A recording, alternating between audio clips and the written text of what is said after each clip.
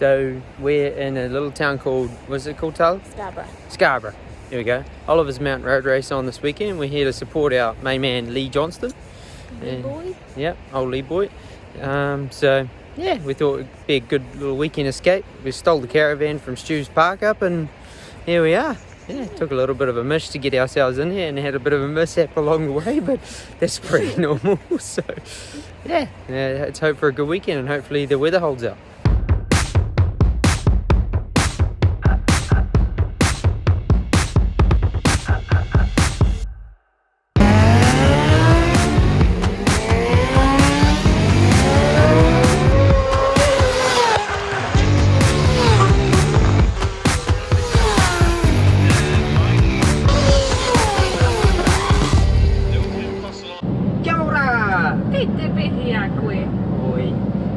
Welcome to another episode of Damon Rees's video blog.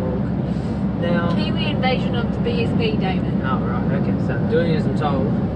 Going on some invasion. We're like aliens, but we're going to Snetterton. Yeah. A bit of an alien kind of name, really. But yeah, we're on the road. Pulled away from Shano, so that's a good start. We're already smoking him. I think you took the wrong turn off. Yeah, I'm pretty sure I set him up there. He followed me into the wrong lane. So, anyway, we'll meet him there. So, you know, we're all set up for yet another excellent weekend, hopefully. Round 2 of the BSB Championship. Just cruising on down the M42, with the caravan on the back, ready to do some camping again. And yeah, really looking forward to it. We were lucky enough to come here and do a test at Snetterton about a month and a half ago. Gave us a good idea of what the track's like, and I think I really liked it. It was a really nice flowy track and it really suited me, so I think it's going to be one heck of a weekend. Yeah, we'll just take it how it comes, and yeah, I'm really looking forward to this round. Yeah, should be good. Last round was really good. Last round started so positively, and I think we're just going to keep that ball rolling, and the weather looks pretty good so far, sort of in the low 20s, which is kind of all you really need. Any hotter and it's a bit too uncomfortable in your suit after a while. So yeah, weather's on our side, and should be a good weekend. Whoop, whoop.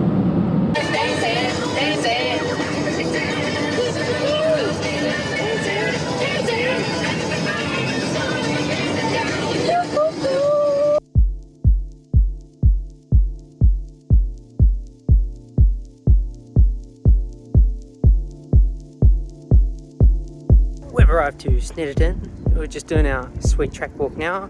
Beautiful sunshiny day. It's about 26 degrees, which is what you want when you're going racing. Nice warm weather, sunny skies. Yeah, let's hook in.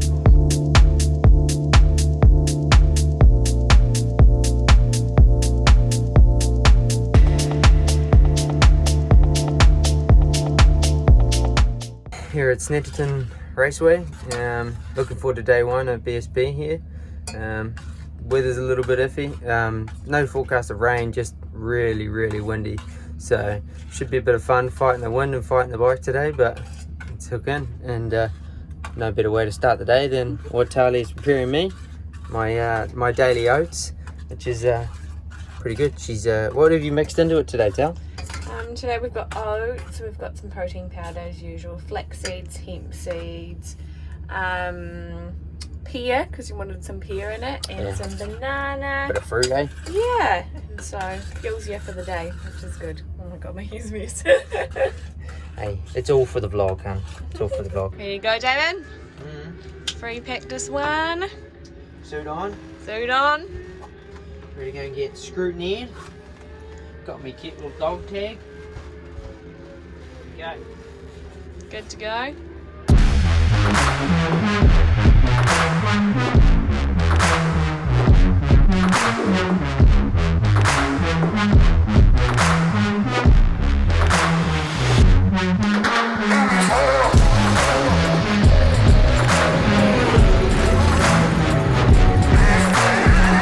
So we've had free practice 1 demo. Wasn't the best. I think you were 22nd fastest. Somewhere embarrassing. So. No, it's not embarrassing. We never think like that. But what do you think was holding you back? I think a lot of it is just mostly track knowledge, and when you consider, yes, we've been here for a track day, but you still got to find more speed. You're fighting the wind, so you're fighting probably all of the wrong things to go fast. So instead of it just clicking, and you're still just clicking off what you would normally do when you come here and you're doing low 50s. It's a massive difference when you come here and when you do the track day and you're doing 54s or something like that, and you're just riding around with track day riders, and then you come here in a race meeting and you're just fighting so many different things. So I think a lot of it is just not to read into it too much. Today's going to be one of those days you just got to pick the positives and try and build a decent base, and then hopefully we can find some speed a little bit later this afternoon and in the last free practice when the wind dies down a bit. But I think I'm not disappointed. I'm just like, it's a bit flattening, you know. You kind of turn up and you want to just keep that ball rolling, but sometimes it just doesn't happen. So you just gotta roll with it and do the best you can and see what comes out in FP2.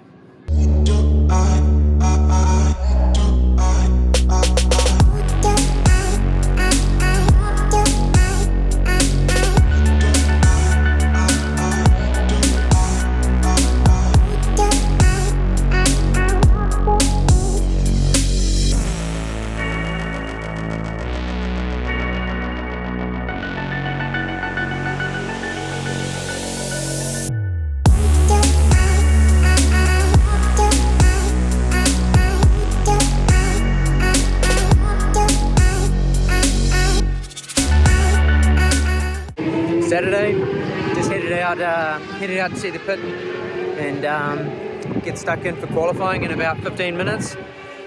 Wind's definitely not as bad as yesterday, and the sun started to come out, so hopefully it should be a good one. Look forward to it, that's for sure. Open up some laps, rumble in the jungle, rumble in the jungle, play some rumba.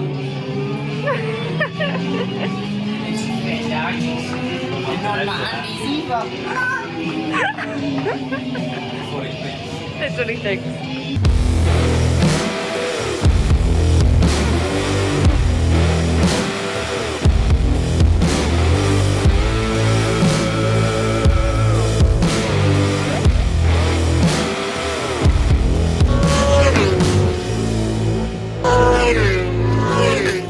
Shocker. That's my last flying lap. I was nearly in the grass. It was good. I still started it, so. Scooting down the highway. Scooting. That's Saturday done and dusted. Qualifying day, it was only one session of the day, so it was a bit of a long day, but luckily everything went to plan. We made another step forwards with the setup on the bike and learning the track too. It's such a long track and it takes a fair bit to learn, so I think we made one really crucial step, and we were only really 3 or 4 tenths off of being on the front row, so I think we can be pretty happy with that, and really confident going into tomorrow's 12-lap race that it's going to be one excellent one. And it's pretty good because we get a bit of a wind down and have a bit of a barbecue with the team. Here's the crew, so it's nice to wind down and enjoy things, and the crew can have a beer and chill out and get a bit of a rest after such a big day. Sunday morning, had a good night's sleep last night after having a bit of a barbecue and chill out with the team last night. It was really cool, good way to wind down, and yeah, after a good night's sleep, looking forward to a good day today. Doing the usual oats and watching a bit of Moto 2 warm-up. We got warm-up ourselves at about 10 o'clock this morning, so we've changed a couple of things to the electronics on the bike. So one last little thing to sort of test out and see where it's at, see whether that makes a positive improvement or a negative improvement. So we'll see how that goes this morning, and then races up just after lunch. So really looking forward to today's race. I think we're in with a decent shot to be at least somewhere around the top 6, but otherwise I think all things considered a pretty tough track to learn, so I'll still be even pretty happy with the top 10. So just got to get stuck in today, get a good start, and yeah, really looking forward to it. Hey Bill, I'm in the mood for a switch up. I hit the function, hit the rose till I hiccup. I hit the stage and leave with money that's a sticker. She picture perfect, so I told him I'm a flicker. Bill, I'm in the mood for a change up. Okay. Yeah, it's alright. Just cooked the front. We hadn't gone that fast the weekend. Yeah. As soon as it started to push the tyre, it was just like, no. Got half distance and I could tell the front had just started overheating because every time I pushed it to catch.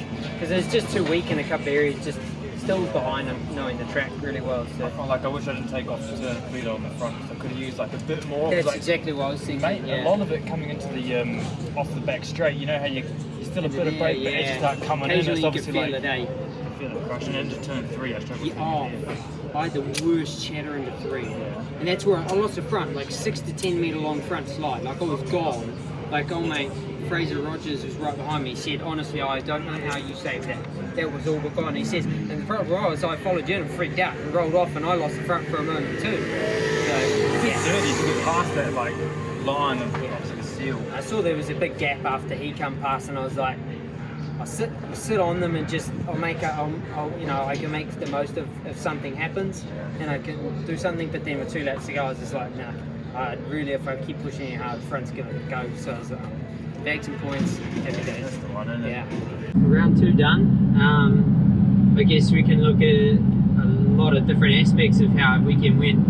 It certainly didn't start on the most positive note with the wind, the bike, the track, a lot of things that I still had to learn. Even though we've been here, it's such a big track, and to find that last second you need certainly takes a bit of effort. And I think throughout the weekend we made really big steps forward, and the bike was getting better and better. But today the weather was probably at its very best.